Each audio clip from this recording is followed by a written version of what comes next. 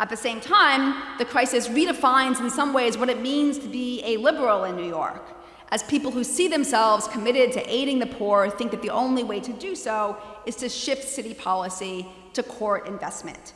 And this is the context in which Donald Trump, who was then a 29-year-old developer and the son, of course, of a landlord owning the tens of thousands of outer borough apartments, cuts his first major deal in Manhattan, the development of the bankrupt Commodore Hotel near Grand Central Terminal. The Commodore had been a Midtown landmark since its opening in 1919, but it had fallen on hard times since its owner, the Penn Central Railroad, declared bankruptcy in 1970. Trump saw an opportunity. He wanted to redevelop the Commodore with the Hyatt Regency, and he lobbied city officials for a favorable decision, for a kind of set of tax breaks to enable this. He ultimately wound up buying the property, selling it to a state agency, and leasing it back, and through this arrangement, saved upwards of $360 million for himself and the Hyatt Corporation as of 2016. Trump writes about this episode in The Art of the Deal and describes it kind of as an example of his own insight and sort of creativity. But I think what is really important about the episode is actually Trump was working at this point with a city government that was very interested in changing its visible policies. As the Economic Development Administrator, Alfred Eisenpreis, pictured there, put it, the Commodore deal was really meant to, quote, send a signal to the entire business community that there has been a change.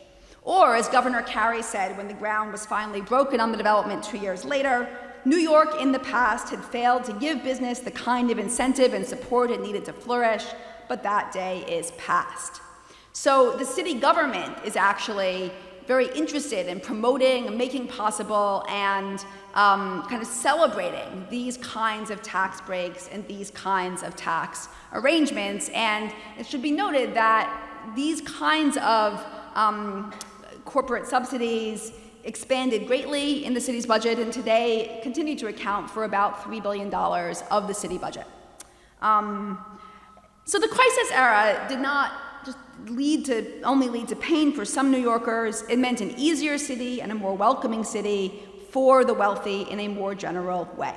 As Rohatyn put it in a retrospective on the crisis in the New York Times in 1985, the experience of the crisis had redefined the political dialogue in the most brutal way possible, and that in the future there would be an understanding that business has to be supported and not just tolerated. And this dimension of the crisis was recognized by conservative political leaders and activists around the country and politicians. When Ronald Reagan, for example, came to New York to speak early in his presidency at a luncheon at the Waldorf Astoria, he praised New York at that point as an example for the nation. We're not, he said, going back to the glory days of big government. So, just to circle back to the beginning, what are the lessons of the fiscal crisis for us now? The numbers that, obviously, employment of this in the city, the public employment has expanded greatly, especially in recent years. New York City's budget, which is now about $84 billion, might seem to have recovered entirely from the funding crunches of the 1970s. Under Mayor de Blasio, the city has expanded pre-kindergarten programs, which is in some ways the first initiative that I think comes close to recapturing something of that spirit of the mid-20th century. So some people might say, and then I think underneath this, and I've certainly had a lot of conversations with people since writing the book about this, I think there's the sense, isn't New York just better than it used to be? And this is a little different, but connected to the question, were the cuts of the crisis era just sort of a blip on the screen? And the long-term story is one of progressive, development. And I think that this perspective, while I recognize the arguments behind it, I think it overlooks a couple of important things. First is that the recent kind of expansion of city employment and of city functions is really a recent phenomenon. It took a long time for the city government to recover the service levels of the earlier part of the services that were cut during the fiscal crisis. This wasn't something that just happened quickly. It took a very long time to shift. Two is that while there are certain changes that happened at that time that really have never been restored. The city hospitals that were closed have not reopened. There's been no move, despite increasing concern about student debt and student finances. There's been very little, no move. In fact, the recent election of Alexandria Ocasio-Cortez, her program featuring free tuition, that is one of the first times that has really resurfaced in city politics since this era. No one has kind of talked about, changing the funding structure of CUNY substantially. So some of these changes, even if city spending has recovered, other functions of city government have not. Second, and I think it glosses over the deeper changes that have taken place and the widening economic inequality that has really reshaped New York along with the rest of the country. And I think that again, we can talk more about this, but the increasing reliance on private funds for certain kinds of things like parks funding, some kinds of school funding, the reliance on wealthy PTAs to carry out things that previously the Board of Education had actually taken responsibility for. This inevitably will kind of lead to a gap between the services and amenities in poor and wealthy neighborhoods. And then finally, I think there's something about this perspective that fails to grapple with the real emergencies that our city faces now.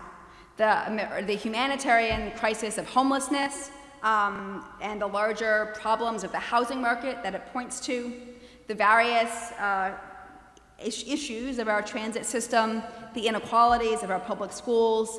These, I think, demand a certain kind of boldness of imagination and capacity for action that our city is lacking even today.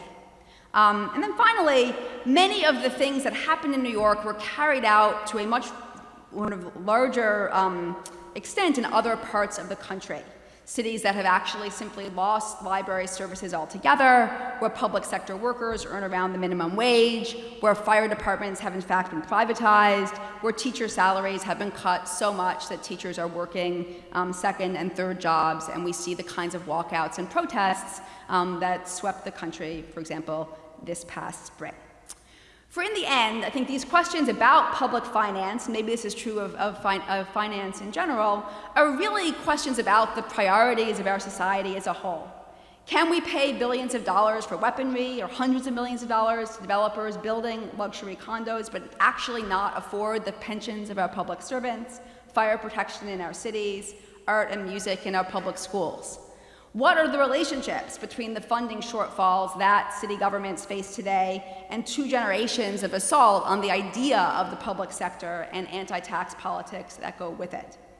Do the tax breaks and subsidies that developers receive actually help to create good jobs, affordable housing, a city open to all, or do they spur inequality and the inequality of our public sphere, in which there come to be one set of parks and schools for the wealthy, another for the poor, and little space in between? So I think a history of finance, and of municipal finance particularly, is ultimately one that points to these kinds of questions about social policy. They speak, the tools and instruments of the one ultimately speak to basic questions about justice, equality, and freedom. And for me, these are the underlying issues of the fiscal crisis. I don't think that this history provides us with an easy set of answers, but it has been my hope that at least it can bring the questions forth again. So I will wrap up there, and hopefully, I haven't gone on too long. We have a little time for questions.